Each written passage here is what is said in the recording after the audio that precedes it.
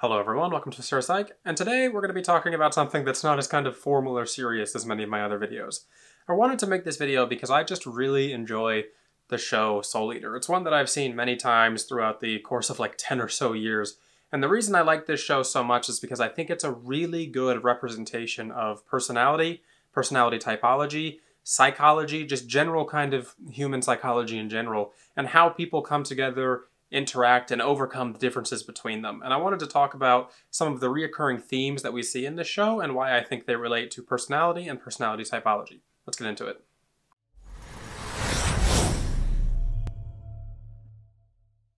I'm going to give a basic overview of the show. I'm not going to spend too much time going into detail though. So the general idea and concept of the show is that there's two types of people in this fantasy setting. There's what we call weapons, and then there's meisters. And people who are weapons can turn into an actual weapon. So for example, the main character, or one of the main characters' name is Soul, and he can turn into a scythe. And when they're in this weapon form, they still have their personality, they can still talk to other people, they can still maybe even bend and move around in ways that a normal weapon wouldn't be able to. They still have personality to them. Then on the other side, we have meisters, and meisters are the people who can wield weapons. They are less powerful in and of themselves because they don't have the power of a weapon, but they have the ability to kind of wield weapons and use them more effectively. The show is about how personalities come together and how, when two personalities really mesh, they can create a really strong bond that allows for things that are greater than what an individual can do by themselves. The example they give in the show to explain how this kind of meister-weapon relationship works is that a meister has a soul wavelength inside of themselves. They have the ability to kind of manifest soul energy, and they can do this on their own a little bit. Maybe they can send out a little bit of this in like a punch or a hit or something. But what a weapon does is it acts as an amplifier for their power. So imagine that the meisters have a guitar and that the weapon, the one that they're wielding, amplifies their power. So when they're in sync and their personalities are meshed and their attitudes are meshed, then this relationship works even better and the amp becomes even more effective and allows them to perform kind of attacks and maneuvers that weren't available to them before because their souls are now in sync with each other. The goal of the main characters in this show is to initially to slay 100 of these evil enemies so they can collect their souls that the weapon then consumes to become stronger. And once they collect 100 of these specific souls, then they can kind of get upgraded or promoted to what's called a death scythe, or one of the personal weapons of the Grim Reaper in this show, which is actually a good character, something that you probably wouldn't see in many other shows.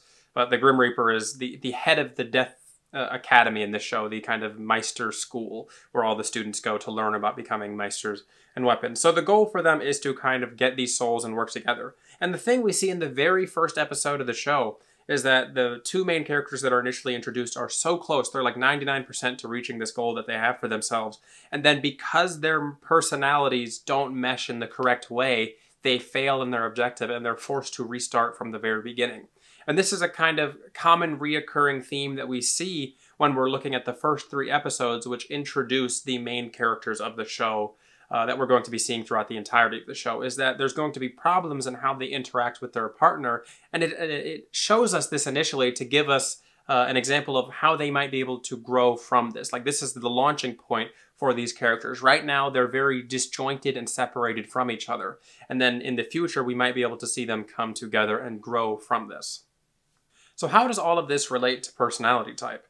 Well, one thing that we can see consistently through the show when we talk about these differences in kind of general personality and the struggles that these characters face when they're meshing with each other is that if you look at the personality types that the characters are commonly typed as, or what I would also type them as, you can see where the conflicts that they're having are coming from the lens of cognitive functions. And to me, this is really interesting because the show kind of intuitively understands these types of differences in people and how overcoming them is still possible even if you have two drastically different characters or characters that are different in how they approach information.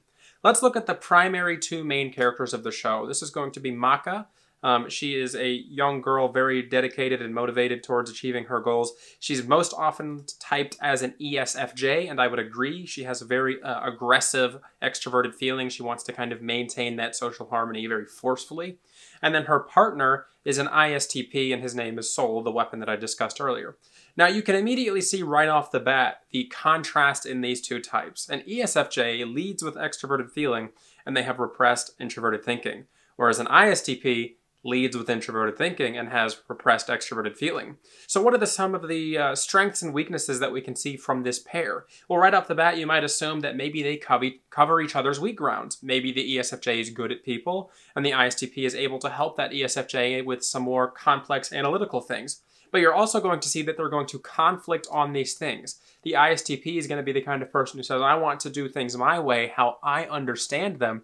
And the ESFJ is going to say, no, do the things that are going to be the most beneficial to the largest amount of people. Why won't you just do what's going to help the most? And you'll see this conflict repeatedly throughout the show. The apex or peak of the personalities coming together and clashing in the show is when characters attempt to do something called soul resonance. And soul resonance is when the two characters attempt to manifest the entirety of their soul energy and then combine them into one entity. So they attempt to essentially combine all their power into one singular source. But to do this, they have to be in perfect unison in thought, actions, motivation, these sorts of things. They essentially have to resonate their souls with one another. And you'll see that Maka and Soul, very early on in the show, they attempt to do this when they're fighting a very tough opponent. And they fail or they mess up, and then they start to blame each other, and they start, trying to figure out why it is that they failed, and they don't want to admit their own mistakes and these sorts of things. And this is the common theme that we see with the conflicting souls in the show, is that they're going to be these two very separate personalities who haven't figured each other out yet. And because they haven't figured each other out, they're not going to be able to resonate and come together to do something bigger than if they just were doing things on their own. Alongside Maka and Soul, there are two other sets of characters who are kind of the main characters in the show. They're ones that have their own motivations and goals as well. And the next set that we're going to talk about is actually a trio. And I really love this trio and another reason I love this show is because they give really good examples of the ISJ personality types. And I feel like we so rarely get to see cool and deep ISJ characters in, TV, movies, these sorts of things. And the character I want to talk about, the name is Death the Kid. And I'm absolutely sure that Death the Kid is an ISTJ, and I think he's a perfect representation of an ISTJ. Now, Death the Kid is the Grim Reaper's son, so inherently he's kind of powerful right off the bat. He's kind of that prodigy child type of character, very serious, focused, this sort of thing. Now, the characters that he gets paired up with are two street kind of thug sisters that he finds on the street, Liz and Patty, and these two characters can turn into guns. They're twin sisters. And they themselves have differing personalities. One of them is very energetic. She's essentially an ESFP, gonna do whatever she wants to do, where the wind takes her, this sort of thing. And her sister, on the other hand, is an ISFP, who is like, oh, I don't know about this. She's a little bit more withdrawn compared to her sister, but she still has the same kind of values and has some of that fun-loving attitude. The interesting thing when we look at these characters with them compared to Death the Kid is that they are much more easily able to resonate with Death the Kid because they are so complementary to his personality. And also they respect him as an individual. They say very early on in the show that he picked them off the streets and kind of raised them to be more than they initially were. And because of that, they have such a high respect for him that they're able to resonate with him as an individual. And this is something that we see with him as a character where he doesn't struggle with soul resonance throughout the show because his personality meshes so well with the weapons that he chose to go with him. And because of this, there's not as much of that initial conflict as there is with, say, Soul and Maka. But what I really love about this show is that they don't say that because the personalities don't initially mesh, that it's impossible. What they're saying is that some people will mesh right off the bat, and then some people won't mesh right off the bat, and being able to overcome that inability to kind of resonate with the other person is possible if you put in the work and effort. The last set of main characters in the show is Black Star and Tsubaki. And Black Star is this young, arrogant, center of attention ninja boy. Many people type him as an ESFP. I would probably agree, though I could see the argument for ESTP as well, but ESP besides the point. So he has to be the center of attention, and despite the fact that he's training to be a ninja, who are usually stealthy and like assassins, he's always yelling from the tops of mountains, letting his enemies know he's there, and it's because he wants to be the center of attention. He wants to be known. He wants to be the world's greatest, this sort of thing. And on the opposite side, we have Tsubaki, his partner, who is an ISFJ, another ISJ representation, which I really like. And she is a character, her struggle is that she is on the opposite end of that spectrum and that she doesn't want to be known, or she struggles to be known. And one of the things that we see with her character is that her name, Tsubaki, translates roughly into the flower without fragrance. And essentially her whole character and story arc is her growing as someone who doesn't know how to be known or shown, and she's always kind of living in the shadows of other people. And I'm not going to spoil how her hero's journey ends because it's really interesting, but know that there's a really satisfying and deep ending to that journey that she has. And there's struggles with these two in how they kind of resonate as characters because of these differences, where Black Star is saying, look, I'm going to be the center of attention and I want to be seen. And Tsubaki's like, no, we need to not be seen. We need to be doing this, the kind of tried and true method, undercover, this sort of thing. Now, their personalities are really still complementary, and this is why they don't struggle to resonate as often as Maka and Sol do, but they still struggle in other areas of their personality, just when it comes to general interaction, how they get their missions done, these types of things. But Tsubaki, being an ISFJ, has such a deep appreciation and care for Black Star's desires and goals that when she sees Black Star go into that very kind of SEFI, motivated, dedicated mindset, that she resonates with him because she understands that attitude that he has and that he's serious. And that's what we see with Black Star as he matures throughout the show, is that you're going to see more of that introverted feeling seriousness, and then Tsubaki is going to grow and appreciate that as his partner, and because of that, they're able to easily resonate and accomplish more than they could on their own when they were seeing things in their own unique individual way. Another thing I really like about Soul Eater is they talk about the idea that just because you have a strong personality or soul doesn't inherently mean that you're going to be able to easily resonate with other people. So for example, there's two characters that really exemplify this concept, and one of them is Dr. Stein. And Dr. Stein is older than the other main characters. He's around the age of 30. He's been out of the academy for a while. And he was the academy's greatest Meister student. He had the most soul potential and knowledge of all the students that have come into the academy before him, and he just had the ability to kind of send his soul out of his own body without even needing a weapon. That's how skilled he was with his abilities. But the issue is because of this, and he's usually typed as an INTP. I could also see the case for like an extremely introverted ENTP, but either way, he's an NTP character.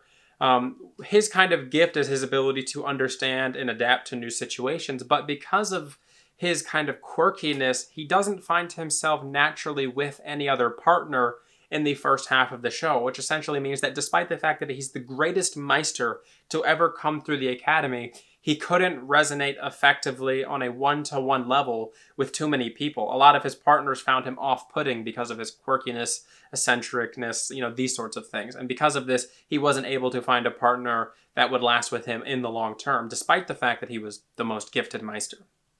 The other example of a character like this is one of my favorite joke parody characters in any show ever, and this is Excalibur. And Excalibur is, as it might sound, the holy sword from fiction and history. And Excalibur is this tiny, weird little white blob character with a top hat and cane. Most people type him as an ENTP, and his whole thing is that anyone can pick him up and wield him, and he's pretty much the strongest weapon to have ever lived. Like, no weapon is stronger than Excalibur in the show that I know of, at least. But the issue is that he's so off-putting and demanding and detail-focused and annoying that nobody can wield him for a long enough period of time to make it worth it to them to have that power. So essentially, he's just so annoying that people don't even want to have ultimate power if they have to deal with him. So they find themselves kind of turning him back to his sword and putting him back in the stone. And we see a really interesting character arc and kind of growth thing with Excalibur and another character in one of the Excalibur-focused episodes, where this very, subservient kind of young boy who doesn't have any gifts or powers, but is very willing to listen to what others have to say, picks up Excalibur and becomes like an overarching school bully and ruler, from zero to hero in 20 minutes because he's willing to deal with Excalibur. And because of this, he can wield ultimate power because no one else could deal with the things that he could deal with, despite the fact that he wasn't exactly a very talented or gifted person. In the end, he ends up giving Excalibur back anyway because he gets annoyed with him. But it goes back to the idea that just because you are the epitome of something or skill in one certain area, it doesn't mean that you're going to naturally be able to mesh with other people if you don't meet in the middle. And Excalibur doesn't meet in the middle at all. That's his kind of issue as a character, is he's going to say, this is my way of doing things, and I'm powerful enough that I don't care if no one else wants to come meet me in the middle. You either come to me all the way, or we're not going to have this discussion and I'm not going to work with you. All right, everybody, I hope you've enjoyed this discussion on Soul Eater and why I think it's such a good representation of personality type, and psychology in general. There was a lot more that I kind of wanted to talk about, and I realized after recording, 10 or so minutes that I was like, I don't think I'm going to be able to get all the points that I want to get into this one video. But I really just wanted to cover the main sets of characters, how their personalities come together, the clashes that they have, and give some insight into how I thought that related to personality type and why that's so interesting to me. I highly recommend Soul Eater if you're interested in personality type or you want to just see a show about characters learning to get along better through their personalities and how that can really impact their lives and change their entire outlook on life by learning to work with others and see things from their perspective.